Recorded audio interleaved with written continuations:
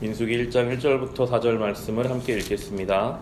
이스라엘 자손이 이집트 땅에서 나온 지 2년이 되던 해 둘째 달 초하루에 주님께서 시내 광야의 회막에서 모세에게 말씀하셨다. 너희는 이스라엘 자손의 온 회중을 각 가문별, 가족별로 인구를 조사하여라. 남자의 경우는 그 머리수대로 하나하나 모두 올려 명단을 만들어라. 너는 아론과 함께 이스라엘 사람 가운데서 20살이 넘어 군대에 입대할 수 있는 남자들을 모두 각 부대별로 세어라. 각 지파에서 한 사람씩, 곧 한 가족에서 지도자가 한 사람씩 나오게 하여 너희를 돕게 하여라. 아멘. 오늘 우리가 성경 통독을 위해 함께 읽어나갈 민수기 말씀은 1장부터 3장까지 말씀입니다. 이 민수기는 광야 생활을 다루어주고 있습니다. 하나님 은혜로 출애굽하고 2년이 지난 때부터 시내산에서 말씀을 받고 나서 그리고 가나안에 들어갈 때까지 40년 동안 어떻게 광야 생활을 보냈는지를 민수기를 통해서 우리는 알 수가 있는데요. 결론적으로는 비극적인 이야기들이 담겨 있습니다. 왜냐하면 출애굽 1세대가 모두 다 광야에서 죽을 수밖에 없었습니다. 출애굽 1세대가 모세와 아론을 포함한 모든 이스라엘 백성들이 왜 광야에서밖에 있지 못하고 가나안 땅에 들어가지 못했는지를 민수기가 우리에게 보여줍니다. 그들이 어떻게 주님 앞에 불순종했고 그들이 어떻게 그들의 신앙 가운데 하나님 보시기 합당하지 않은 것들이 있었는지를 하나하나 우리에게 보여주시면서 이제 우리가 그런 것들을 제거하고 나서야 하나님 원하시는 가나안 땅에 들어갈 만한 성도가 되는 것을 민수기를 통해서 우리는 함께 살펴보게 될 것입니다. 민수기의 이름 뜻은 백성의 숫자를 센다라고 해서 민수기입니다.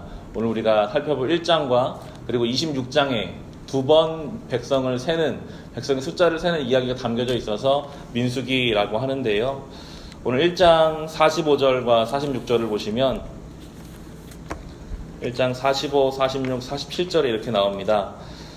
이스라엘 군대에 입대할 수 있는 20살이 넘은 모든 이스라엘 자손이 각 집안별로 등록되었다. 등록된 이들은 모두 60만 3,550명이다. 그러나 레위 사람은 조상의 지파별로 그들과 함께 등록되지 않았다라고 나옵니다. 레위 지파를 뺀 이스라엘 백성이 60만 정도가 되었습니다. 하나님이 레위 지파는 따로 구분하십니다. 이어지는 3장에 보면 레위 지파를 따로 구분하시는 내용이 나오면서 레위 지파의 인구수는 한 2만 정도가 됩니다. 전체 60만, 그 중에 레위 지파가 2만 명 정도, 한 1대 30 정도의 비율이 되고 있어요. 하나님의 백성을 처음부터 만드실 때 그 삶을 살아갈, 일상생활을 살아갈 백성들을 살게 하시고 또 그 중에 소수지만 레위 지파를 구분하셔서 온전히 영적인 일을 감당할 사람들을 세우셨습니다. 말씀 묵상하면서 이것을 우리 성도의 삶에, 이 시대를 사는 우리의 삶에 적용한다면 우리의 삶에 어쩌면 많은 부분들은 일상을 살아가야 할 것입니다. 가정에서, 직장에서, 나의 삶의 자리에서 일상을 살아가는 우리의 삶이 세상 사람과 똑같이 존재함과 함께 레위 지파의 삶, 하나님을 예배하고 온전히 영적인 데에 시간을 드리는 그런 삶의 시간들이 있을 때에 우리가 하나님 백성이 되는구나를 생각해 보게 됩니다. 여기서 지금 레위 지파를 빼면요, 다른 민족과 다 똑같아요. 하지만 레위 지파가 구별되어 있기 때문에, 하나님을 예배하는 사람들이 있었기 때문에 이들이 하나님의 백성이 된 것처럼 우리의 삶에서 영적인 부분을 빼면 세상과 똑같습니다. 하지만 우리가 하나님을 예배하는 시간들, 온전히 영적으로 보내는 시간들이 있기에 우리가 성도로 살아가는 것입니다. 1대 30이라고 제가 말씀을 드렸잖아요. 묵상하면서 우리의 시간에 그러면 최소한 30분의 1 정도를 하나님 앞에 드려야 하는 것은 아닐까 개인적으로 생각해 보게 되었습니다. 하루 24시간에서 30분보다는 많고 1시간보다는 적은 어느 정도의 시간을 그래도 하나님 앞에 드릴 수 있다면 우리가 좀 성도답게 구별될 수 있지 않을까, 그런 생각을 해보게 됩니다. 레위 지파의 시간을 떼어서 지키시기를 바랍니다. 온전히 영적인 시간들, 하나님 앞에 드릴 시간들이 있을 때에 우리가 이 광야 같은 세상 속에서 하나님 백성으로 살아갈 수 있다라고 민수기가 우리에게 이야기해 줍니다.